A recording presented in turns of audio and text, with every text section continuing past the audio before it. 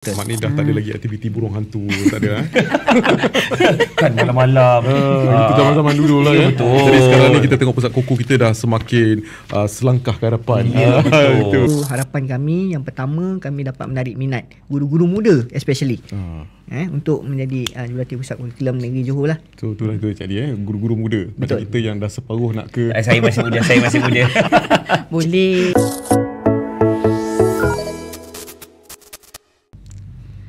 Baiklah, kembali dalam episod terkini, episod kali ini dalam Cikgu Podcast yang dibawakan kepada anda oleh Kelab Sukan dan Rekreasi Jabatan Pendidikan Negeri Johor dari studio penyiaran SSTP JPN Johor, dan episod kali ini dibawakan kepada anda oleh Kadokawa Gempak Stars, penerbit komik berusukan pendidikan terulung di Malaysia. Okey, Cikgu Nur Huda, kita nak sambung lagi perbincangan kita pasal pusat kurikulum ni. Seterusnya apa yang kita nak lihat? Saya tertanya-tanya, apakah perancangan pusat kurikulum untuk kita bantu meningkatkan kemenjadian murid terutamanya di Negeri Johor ni? Apa perancangan ni? Baik, Cik Huda, terima kasih atas soalannya. So, kami telah merangka beberapa pelan tindakan. Pelan tindakan untuk menjadikan kemenjadian murid ni sebagai kami punya fokus di pusat kurikulum lah. Dan juga akhirnya kita akan melahirkan sekolah yang berkualiti lah. Kemenjadian murid dan juga sekolah yang berkualiti. So kita telah fokuskan kepada tiga pelan tindakan. So yang pertama, kita nak fokuskan tentang kita bagaimana kami nak membantu murid-murid yang tidak aktif di sekolah dengan cara untuk meningkatkan markah PAJSK mereka ataupun pentaksiran aktiviti jasmani dan kurikulum mereka supaya markah mereka lebih tinggi. Adakah data murid yang tidak aktif tu dapat daripada PAJSK ke ataupun betul, kita ambil daripada data PAJSK dan juga daripada unit HAM dengan bantuan unit HAM untuk dapatkan data-data murid PAJSK dan juga data daripada sekolah sendiri. So jadi murid-murid ini kita akan apabila kita melaksanakan aktiviti di peringkat negeri, kita akan pilih pelajar-pelajar yang tidak aktif di sekolah ni. Sebab kita nak beri peluang kepada murid yang kurang aktif di sekolah supaya mereka juga berpeluang untuk mendapat markah yang lebih tinggi di pentaksiran aktiviti jasmani dan juga maksudnya kurikulum. Pelajar-pelajar yang aktif ni dipanggil untuk masuk program. Betul. Lepas tu automatik kalau katalah peringkat negeri terus dapat markah. Betul. Contoh programnya? Contohnya kita laksanakan program perkhemahan. Contohnya program cabaran pendidikan luar. Jadi peserta-peserta ni kita ambil di kalangan ada dua kategori yang kita ambil. Pertama, murid yang tidak aktif ataupun mempunyai markah PAJSK yang rendah. Yang kedua, murid yang mempunyai risiko cicir. Jadi kita cater dua kategori pelajar ini untuk kita bantu. Kerana dua ni berbeza. Satu, markah yang rendah kerana mereka tidak aktif. Yang keduanya, mereka ni selalu tidak hadir ke sekolah. Jadi kita nak menarik minat mereka ke sekolah kembali dengan menyertai melalui aktiviti kurikulum. Betul. So dibawalah ke pusat koko dan berkerubun terbang. Dengannya dah program tu dah berjalan kan? Test run pun kita telah laksanakan untuk dua kategori pelajar ini dan feedbacknya sangat baik di peringkat sekolah. Kita laksanakan program ini. Program ini bukan program one off. Dia berlanjutan. Dia berterusan. Murid yang sama daripada kategori yang sama, murid yang contohnya saya sendiri sebagai peserta, saya akan dipantau oleh kaunselor sekolah dengan bantuan kaunselor sekolah, dan akhirnya nanti kita akan lihat kemenjadian mereka ni daripada segi akademik juga. Kita akan bantu begitu. Jadi maknanya data murid tu dapat daripada unit HAM di SPM, kemudiannya surat akan dikeluarkan pada sekolah dengan kaunselor bersama dengan guru bimbingan dan kaunseling untuk bersama-sama. Betul. Itu tadi dari segi pelajar yang tidak aktif, yang cicir. Selain daripada itu apa lagi pelan tindakan oleh pusat pelan tindakan yang kedua, kita ingin melahirkan guru-guru yang mempunyai kompetensi yang lebih baik di bidang pendidikan luar lah. Contohnya dengan cara tadi kita berikan khusus-khusus lanjutan ataupun khusus peningkatan kemahiran kepada mereka ni. Sebab biasanya untuk khusus peningkatan kemahiran ni di dalam pusat kurikulum kami punya silibus sangat besar. Kalau melibatkan aktiviti, contohnya saya bagi satu contoh, aktiviti air. Kita ada kayak, kita ada snorkeling. Kita ada scuba diving. Kita ada khusus menyelamat di air. Jadi kita akan berikan kursus-kursus yang jarang ditawarkan oleh pihak-pihak luar, dan kita bawakan benda ni terus kepada guru-guru kita. Guru-guru lah. Betul. Sebab nak lahirkan guru-guru yang berkompetensi yang tinggi dalam bidang pendidikan luar, dan akhirnya mereka gunakan ilmu ini di sekolah dan untuk kegunaan anak-anak murid mereka juga. Yalah, jadi tak perlulah cikgu-cikgu nak, satu, tak perlu mengharapkan jurulatih luar. Betul. Yang kedua, di peringkat perjumpaan kurikulum di sekolah pun dia dah boleh apply benda tu. Bagus juga benda tu. Setakat ni dah berjalan ataupun sudah berjalan dan nampak progresnya lah. Betul. Dan pelan tindakan kami yang ketiga, telah ada 6 buah sekolah bitara di bawah kami punya projek kami lah. Projek di pusat kurikulum, sekolah bitara untuk sukan orienteering. Betul. Untuk sukan orienteering. Cari-cari betul. Saya macam tahu salah satu sekolah tu. Kalau sekolah dekat Batu Pahat, Datuk Bentara Luar. Datuk Bentara adalah sekolah yang telah kami lantik ataupun kami bimbing untuk sukan orienteering. Sekolah Datuk Bentara Luar ni, kita bimbing mereka ni untuk laksanakan program bukan saja di peringkat daerah, tetapi di peringkat negeri, dan seterusnya. Pada tahun 2025 ini mereka merancang untuk membuat program peringkat kebangsaan bagi sukan orienteering. Maksudnya Pusat Koko dah jadikan sekolah ni sekolah bitara. Kemudian dia beri sumbangan balik semula. Sekolah ni menganjurkan program-program yang untuk negeri dan juga kebangsaan. Maksudnya jurulatih hanya membimbing. Kami membimbing. Kami memberi kami pengetahuan kami, bimbingan daripada secara berterusan kepada guru-guru di sekolah yang terlibat lah. Sukan orienteering je. Sukan orienteering, dan juga dalam masa yang sama kita telah merancang untuk sukan berbasikal. Sukan berbasikal lebih spesifiknya kepada basikal bukit ataupun MTB. Kenapa Pusat Koko pilih aktiviti berbasikal? Pusat Kurikulum Negeri Johor ni adalah merupakan teknikal basikal kebangsaan. Maksudnya yang mempunyai kepakaran lebih daripada negeri yang lain telah diserahkan kepada Pusat Kurikulum Negeri Johor untuk mengendalikan ataupun untuk melaksanakan program-program aktiviti berbasikal ni. Kami adalah orang yang akan dirujuk. Contohnya Negeri Melaka untuk nak laksanakan program berbasikal, mereka akan rujuk dahulu kepada Negeri Johor. Maksudnya seluruh negara ni, negeri-negeri ni ada teknikal masing-masing. Betul, ada teknikal masing-masing. Jadi Johor basikal. Betul, basikal. Macam basikal ni, maksudnya dia ada ada SOP dia. Spek dia. Ada modul dan juga ada SOP dia. Jadi berbasikal yang macam mana yang bawah Pusat Koko ni? Kami lebih kepada basikal bukit dalam bahasa Melayu lah. Kalau dalam bahasa Inggerisnya mountain bike. Betul. So yang lasak lah. Yang lasak. Dekat, saya terbayang macam dekat Denai gitu. Betul, dekat Denai lah. Laluan-laluan Denai, laluan off-road, lebih daripada off-road. Kita ada modul. Kita ada modul dan juga kita ada SOP khas untuk pelaksanaan aktiviti basikal. SOP ni apa contoh? SOP contohnya, kalau kita bercerita tentang SOP, kita kena bahagikan kepada 3, iaitu SOP sebelum, SOP semasa dan juga SOP selepas. Jadi ketiga-tiga ni memang sangat penting.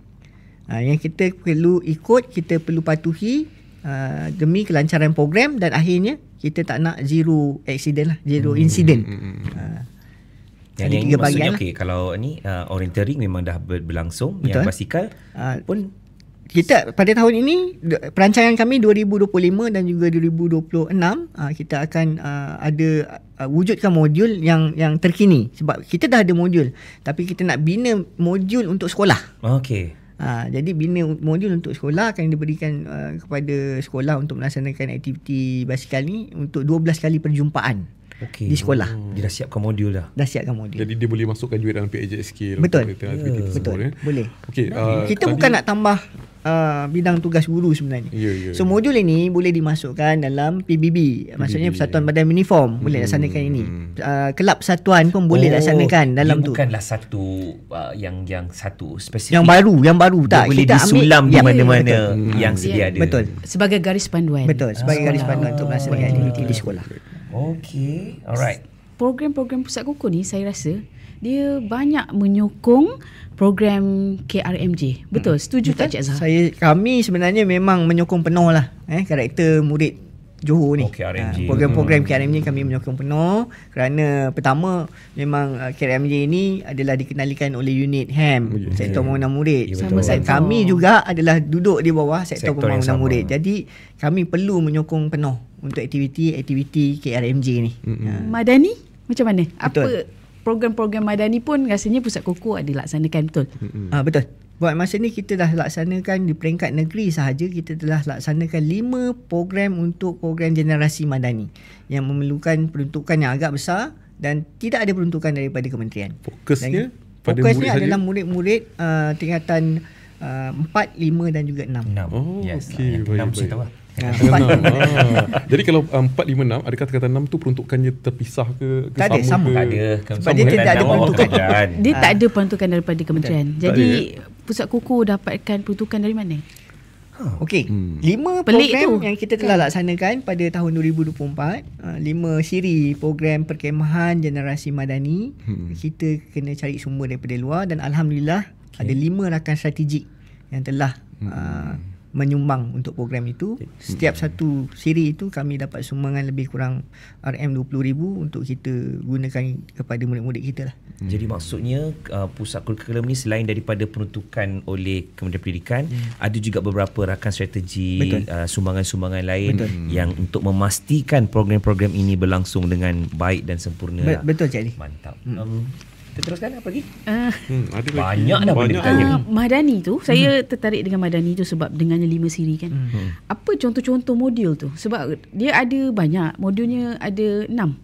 Ada 6, betul. Ada 6 modul generasi madani. Antaranya Cik Azhar memang bapa madani dulu. Jadi memang kita minta Cik Azhar terangkan bab tu.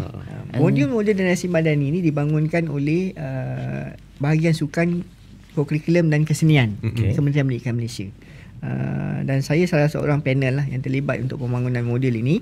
Dan 6 modul ini ditujukan kepada murid-murid tingkatan 4, 5 dan 6 supaya mereka ni lebih berdaya saing dan juga mempunyai semangat kerjasama di antara kaum sebenarnya. Jadi modul-modul ni adalah modul yang baik dan salah satu modul yang sangat menarik dan berbeza daripada aktiviti-aktiviti yang lain adalah modul kajian lapangan. Memang menarik. Kajian lapangan memang menarik. Maksudnya macam mana dia keluar buat research ke? Betul. Yang membezakan program-program perkemahan dengan program perkemahan yang tradisional yang biasa kita laksanakan adalah program kajian lapangan di mana pelajar ini ataupun murid ini akan diberikan tugasan untuk mewawancara ataupun menemu ramah. Sebagai contoh peniaga-peniaga kecil. Okey. Kemudian daripada situ mereka akan buat satu video yang memasarkan, cuba membantu memasarkan produk-produk IKS contohnya. Dan kemudian mereka akan bentangkan dan akan post video yang mereka buat dalam laman TikTok mereka sendiri.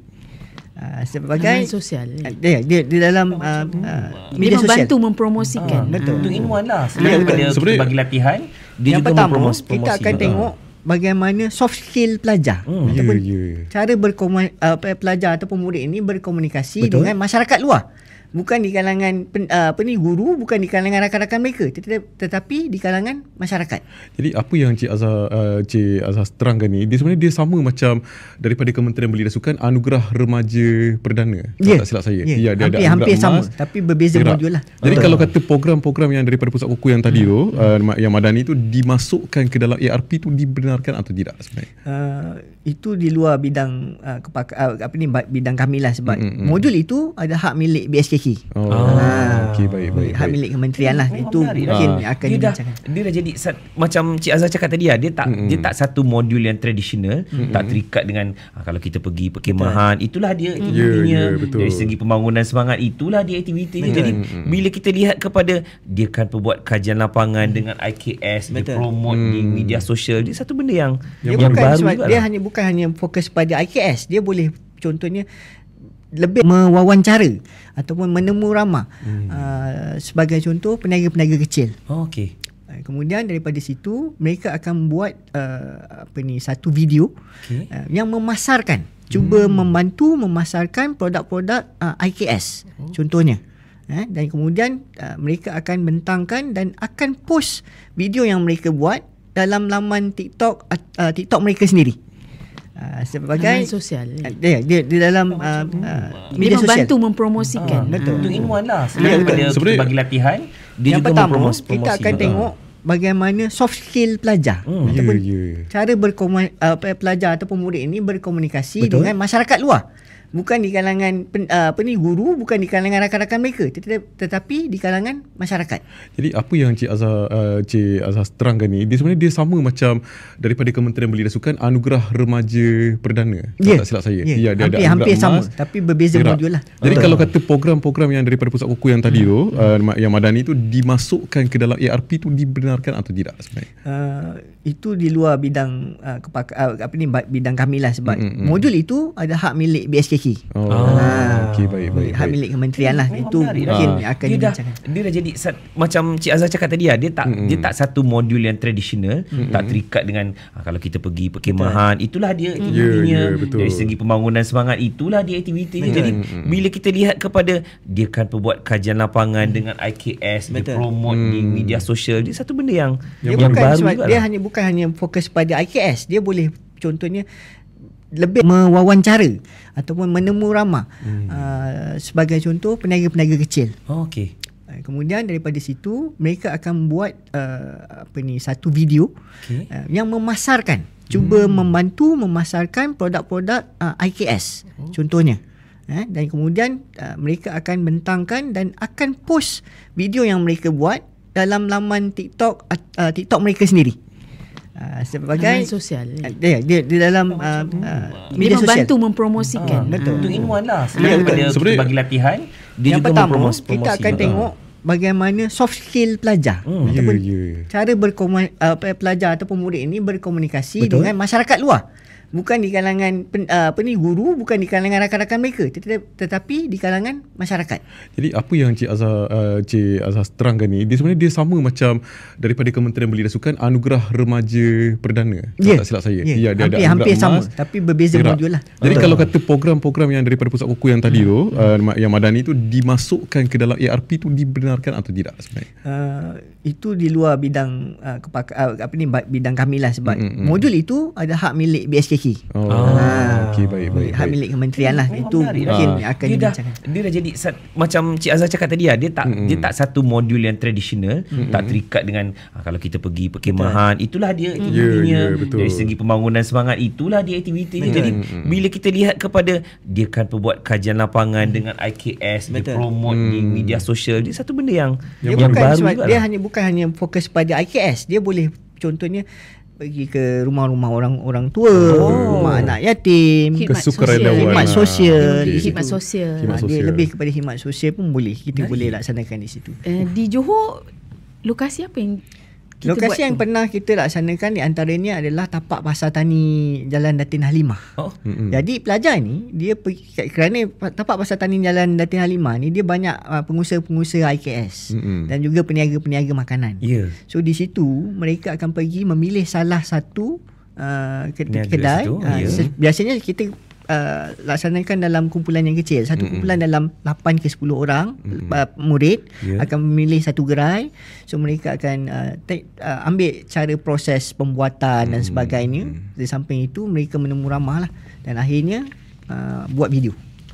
Menarik. Dalam ada promosi tu. Betul. Yang secara tidak langsung, peniaga-peniaga ini mendapat pemasaran secara percuma. Jauh tau kita. Mula-mula tadi bila kita bincang pusat koko, kita terlalu macam kecil je skopnya. Kita bincang pasal kerumung terbang, tali tu semua. Kemudian kita dah buka tadi kepada dah mula kepada pusat kompleks core curriculum, dan kemudian kita lihat ada pelan tindakan, dan sekarang ada pula aktiviti-aktiviti madani dan sebagainya. Ada lagi satu tu, Cik Ali. Saya rasa Sultan Volunteers, bukan? Ya, Sultan Volunteers ada pusat satu lagi cabang pusat kurikulum juga. Ya, betul. Satu lagi cabang kita kendalian oleh pusat kurikulum, di mana kami lebih kepada kesukarelawanan. Jadi kami telah bersama dengan skuad Sultan Volunteers Negeri Johor telah menubuhkan skuad muda Southern Volunteers. Yang di mana sukarelawan ini kebanyakannya terdiri daripada pelajar-pelajar tingkatan 6. Kemudian dalam masa yang sama kita telah mula mengorak untuk pelajar-pelajar arus perdana tingkatan 1 hingga 5 juga buat masa ini untuk memberikan khidmat-khidmat kesukarelawanan kepada masyarakat. Sebab itu kami lebih fokuskan mulai sekarang untuk menjadi sebagai pusat yang memfokuskan kepada kecemerlangan co-curriculum. Kecemerlangan co-curriculum. Center of Excellence. Center of Excellence. Bukan hanya berkemah lagi. Bukan hanya berhubung betul. lagi. Bukan yang tradisional, kami lebih mengorak kepada skop yang lebih luas. Ya, betul. Tapi kita masih tak tinggalkan tu kan. Tidak. Itu masih kita masih ada. ni cuma Betul. kita perluaskan. Betul. Maknanya dah tak ada lagi aktiviti burung hantu, tak ada. Kan malam-malam. Itu zaman-zaman dulu lah. Betul. Jadi sekarang ni kita tengok pusat koko kita dah semakin selangkah ke hadapan. Betul. Jadi macam dari segi harapan ataupun way forward masa depan perancangan pusat co-curriculum Baik. Negeri Johor. Terima kasih Cikgu Ali. Soalan tu bagus tu. Maksudnya way forward untuk kami. Kan? Terima kasih. Okey, yang pertama ada beberapa harapan dan perancangan masa hadapan untuk Pusat Kurikulum Negeri Johor ni. Yang pertamanya kami ingin harapan kami supaya kami dapat menarik minat lebih ramai guru-guru muda untuk mengikuti kursus asas dan menjadi jurulatih pusat kurikulum lah sebagai pelapis. Kami sebab buat masa ini pada suatu ketika dulu kita punya jumlah jurulatih pernah mencecah sampai 400 orang. Pada satu masa ketika dulu. Tapi apabila kebanyakan daripada mereka ini telah lama berkhidmat, macam saya nyatakan tadi, dah ada yang berpindah keluar daripada negeri Johor, ada yang telah dinaikkan pangkat dan sebagainya, dan juga ada antara mereka telah berpencen. Jadi kita semakin kekurangan pelapis. Sebab itu harapan kami yang pertama, kami dapat menarik minat guru-guru muda especially untuk menjadi jurulatih pusat kurikulum negeri Johor lah. So itulah tu Cik Ali, guru-guru muda. Macam kita yang dah separuh nak ke Saya masih muda. Boleh. Cikgu Sakim boleh lagi. Boleh. Okay, tak ada masalah. Kalau boleh saya bersemangat balik. Dia tak ada tarikh luput. Asalkan minat ni berkerumun terbang. Okey, silakan. Yang kedua, fokus kami, harapan kami supaya kami dapat menyelesaikan pembinaan modul untuk 12 kali perjumpaan bagi aktiviti berbasikal kepada sekolah-sekolah bitara yang belum lagi kami tentukan. Sebab modul itu sedang dalam pembinaan, belum selesai. Selepas selesai pembinaan modul itu, barulah kita akan nyatakan di mana sekolah apa yang akan sebagai kita punya sekolah bitara. Sekolah bitara untuk yang berbasikal. Aktiviti basikal. Macam pemilihan sekolah bitara basikal ni ditetapkan oleh jabatan sendiri ataupun persetujuan daripada sekolah tu sendiri? Dua-dua. Satu, kami approach sekolah dan mereka bersetujulah. Kami akan jumpa pihak pentadbiran sekolah dan jika mereka bersetuju, baru kita akan laksanakan. Ataupun baru kita lantik. Apa kriteria untuk? Okey, yang pertama perlu ada jurulatih di sekolah itulah. Jurulatih pusat kurikulum. Untuk membantu. Kalau tak ada, kita tak akan lantik dia sebagai sekolah bitara. Kalau ada jurulatih, barulah kita akan cuba approach pentadbiran. Kalau mereka kata bagi green light, barulah kita akan sampaikan kita punya kemahiran ni kepada guru, dan akhirnya guru ini akan berikan kepada murid-murid mereka. Dengan seliaan pusat kukuh lah kan. Betul.